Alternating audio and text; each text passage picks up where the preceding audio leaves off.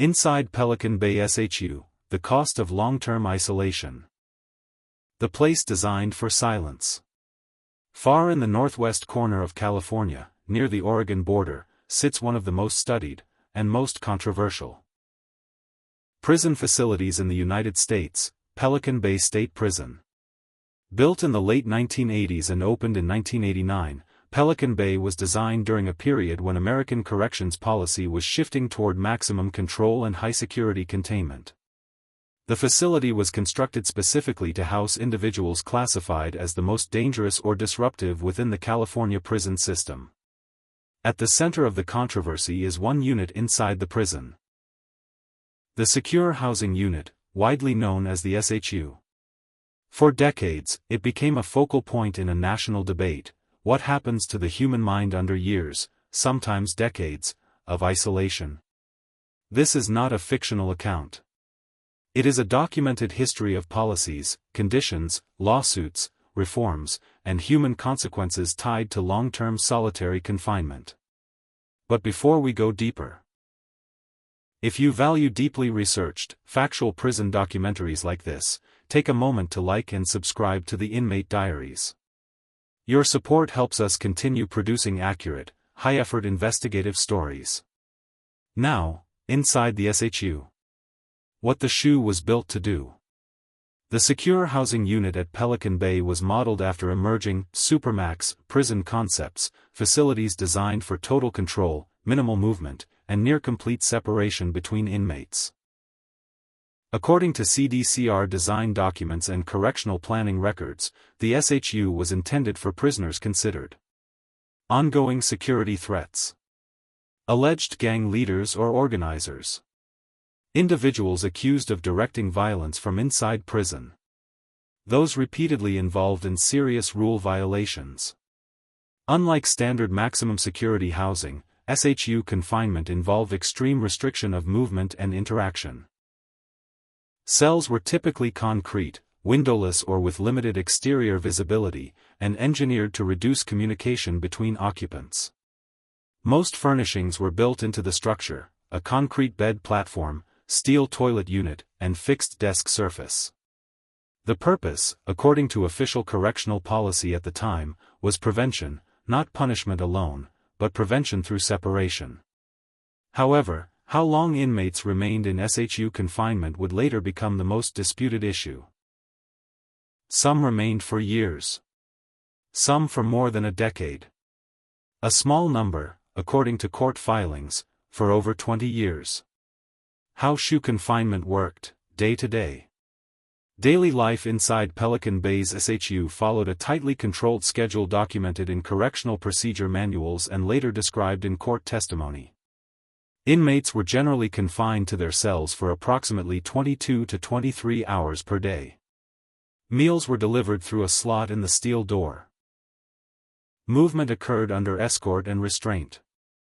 Recreation, when permitted, often meant time alone in a small, enclosed concrete exercise yard, sometimes described in reports as a dog run style enclosure. These were individual spaces, not group yards. Direct physical contact with other inmates was typically not allowed. Phone access was heavily restricted and, in earlier years, often unavailable to SHU prisoners except under special authorization. Policies changed over time, but extended restrictions are well documented in legal cases. Visits, if approved, were usually non-contact, conducted behind glass partitions. Correctional officials maintained that such measures were necessary to prevent organized prison violence and gang coordination. Critics argued the duration, not just the restriction, created serious psychological risk. How inmates were assigned to the SHU. One of the most controversial aspects of Pelican Bay SHU policy was how inmates were assigned there. Placement could occur for serious rule violations inside prison, alleged gang leadership status, gang validation decisions made by prison investigators. Gang validation was based on evidence criteria defined by CDCR policy. According to court records, this could include confidential informant statements, Possession of gang-related symbols or writings. Association evidence. Correspondence or coded material. However, multiple court challenges later argued that validation standards were sometimes too broad or relied too heavily on confidential sources that inmates could not directly challenge. Some validation decisions were overturned on review. Others were upheld. The exact accuracy rate of validation decisions across all years is not fully documented in public summaries. But federal court rulings confirm that the process became a central legal battleground. The psychological question begins. By the 1990s, mental health professionals, legal advocates, and academic researchers began raising concerns about the psychological effects of prolonged isolation. Expert testimony in federal cases, including Madrid versus Gomez, documented that some prisoners developed anxiety disorders, depression, cognitive difficulties, sleep disruption, heightened stress responses. Not every inmate experienced severe psychological harm, that is clearly stated in court findings, but documented risk increased with duration of isolation, according to multiple expert evaluations.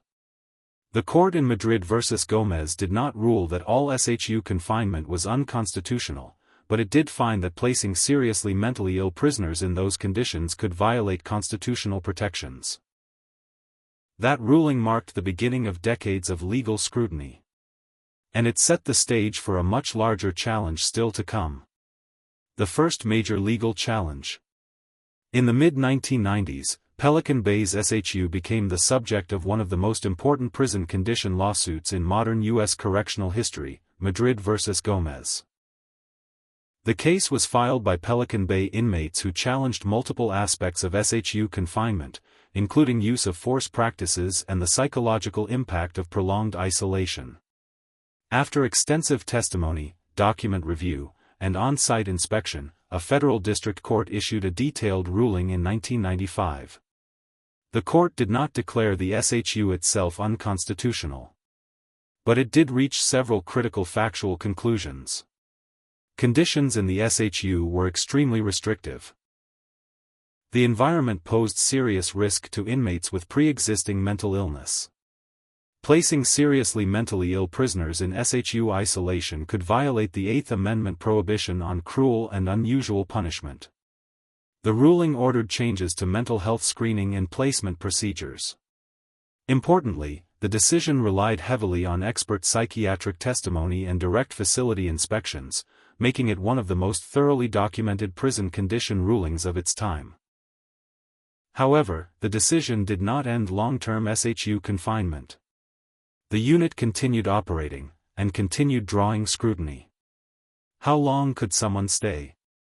One of the most disputed facts about Pelican Bay's SHU was duration of confinement. Unlike short-term disciplinary segregation used in many prisons, SHU placement, particularly for gang validation, could be indeterminate. That meant no fixed release date. According to court filings and legislative reviews, some inmates remained in SHU housing for many years based on validation status rather than a single disciplinary violation. Documented durations in legal records include 5 years, 10 years, 15 years, over 20 years in some cited cases.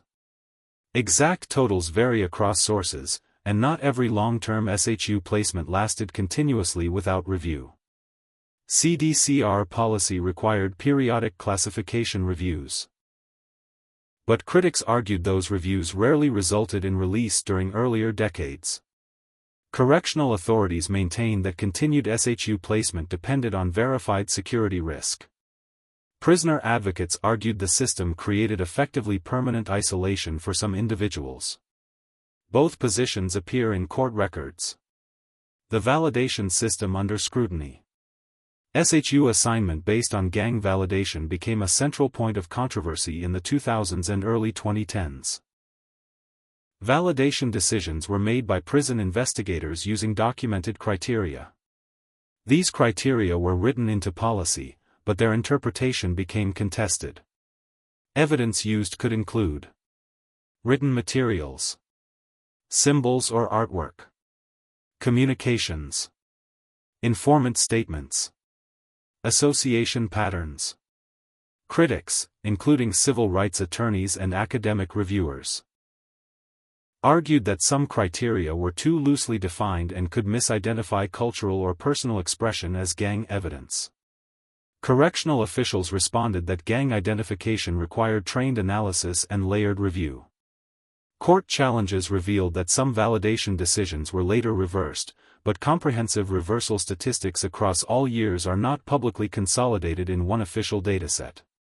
This lack of centralized reporting itself became part of the policy debate. Hunger strikes begin. In 2011, Pelican Bay SHU entered national headlines after inmates launched a coordinated hunger strike. Participation numbers vary by source. CDCR estimates were lower. Prisoner advocates reported higher participation. Independent verification of exact totals is limited. But multiple credible outlets confirm that thousands of California inmates across several prisons eventually joined in solidarity actions. The hunger strike protests focused on 5 core demands, including changes to gang validation procedures, limits on long-term isolation, expanded privileges and programming, fairer review processes, improved conditions. The strike drew coverage from major media organizations and prompted state-level review of SHU policies. Medical monitoring procedures were implemented during the protest period, according to official correctional statements. Operational medical details are partially restricted and not fully public for security and privacy reasons. What is documented is this. The hunger strikes triggered the most comprehensive review of California SHU policy since Pelican Bay opened. And that review would lead to major changes. The policy shift that followed. Following sustained legal pressure, protests, and court challenges, California corrections officials began revising SHU placement policy. The most significant legal turning point came from a later case. Ashker v. Brown. Filed by Pelican Bay SHU inmates, the lawsuit challenged the constitutionality of long-term, indefinite isolation based solely on gang validation status. After years of litigation, the case resulted in a 2015 settlement agreement, not a trial verdict, that required major reforms. Key documented outcomes included ending indefinite SHU terms based only on gang validation, creating step-down programs for transition back to general population, new review standards, release of many long-term SHU prisoners into less restrictive housing. State records confirm that thousands of inmates were reclassified following the settlement and related policy reforms. Exact reclassification totals differ slightly between official releases and advocacy group counts, but the scale of change is not disputed. What changed, and what did not? After the reforms, California replaced parts of the old validation model with behavior-based placement criteria. According to official CDCR policy updates, SHU placement now required specific rule violations tied to behavior. Gang affiliation alone was no longer sufficient. Step-down pathways were introduced. Review timelines were formalized. However, debate did not end. Some correctional officials warned reforms could increase security risks. Some advocates argued reforms did not go far enough. Academic researchers continue to study the long-term outcomes, and published findings remain mixed and ongoing. Certain internal operational metrics are not fully public, limiting independent evaluation of some claims. That uncertainty remains part of the factual record. Architecture of isolation. The Secure Housing Unit was not just a policy experiment, it was an architectural one. Supermax-style housing. The category Pelican Bay SHU is commonly grouped under by correctional researchers, is designed around 3 core principles documented in prison architecture studies: control, separation, and surveillance. Cells in the SHU were typically single occupancy. According to court inspection reports and correctional design documentation, the cells were built primarily of poured concrete with steel fixtures. Furnishings were fixed in place. Movement pathways were narrow and segmented by controlled doors. Visibility worked in one direction. Staff could observe inmate movement. Inmates could not easily observe each other. Exercise yards, documented in court exhibits and media inspections, were individual enclosures surrounded by high concrete walls with partial sky exposure. Sizes reported in legal filings vary slightly by measurement method, but multiple sources describe them as significantly smaller than standard prison recreation yards. The design goal was to eliminate group congregation and reduce coordinated activity. Correctional planners at the time described the model as necessary for managing high-risk prison populations. Later academic reviews described the same design as one of the most isolating correctional environments built in the United States. Both descriptions appear in documented literature. The daily routine, documented structure. Court testimony and correctional operations manuals provide a consistent picture of SHU daily structure across multiple years, though exact schedules changed somewhat over time. A typical SHU day, according to documented procedures, included morning security count, in-cell meal delivery, limited personal hygiene time, scheduled legal or medical appointments if approved, individual recreation period on assigned days, evening count procedures. Inmates did not move freely between areas. Movement required escort. Restraints were commonly used during transfers outside the cell, documented in operational manuals and officer testimony, though exact restraint types and protocols vary by security classification and year. Noise levels inside SHU units are described differently across sources. Some inmates reported extreme quiet. Others reported constant mechanical noise and intermittent shouting. Acoustic measurements are not consistently documented in public records. Mail access, reading materials, and property limits were governed by policy, but those policies changed over time and differed by classification status. Because policies evolved across decades, not every rule applied uniformly in every year. Mental health findings, what research actually shows.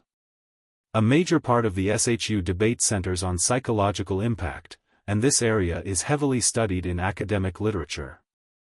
Multiple peer-reviewed studies, including correctional mental health research published in psychiatry and criminology journals, have examined prolonged isolation. Documented findings across studies include increased risk of anxiety symptoms, depressive symptoms, sleep disruption, concentration difficulty, heightened stress response. However, researchers are careful in their wording. Most reputable studies do not claim that every isolated prisoner develops severe psychological harm. Instead, findings typically state: risk increases with duration. Risk increases with prior mental illness. Risk varies by individual resilience and conditions. Several reviews note methodological limits, including reliance on self-reporting and restricted research access inside high-security facilities. In other words, the psychological risk is widely documented, but exact severity rates are still debated in academic literature. That distinction is important, and repeatedly emphasized by researchers themselves. Staff perspectives, official position. Correctional staff perspectives appear in legislative testimony, union statements, and administrative reports.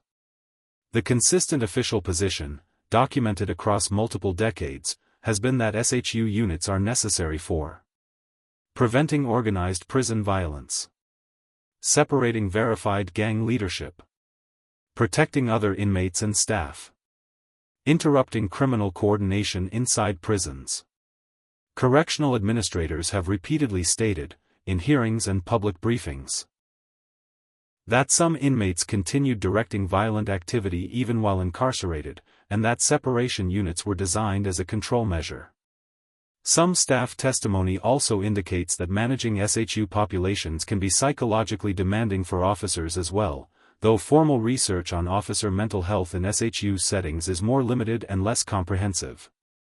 Union and department statements generally emphasize safety necessity. Civil rights organizations generally emphasize human cost.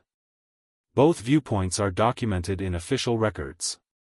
Media access, what journalists were allowed to see. Journalist access to SHU units has historically been limited and tightly controlled.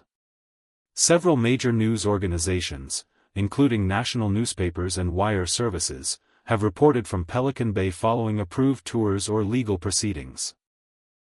However, unrestricted filming inside SHU housing areas has generally not been permitted.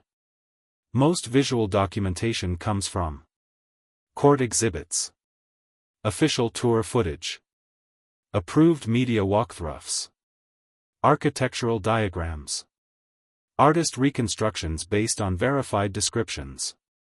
Because of this restricted access, some operational details remain not publicly documented, redacted in court records, security restricted.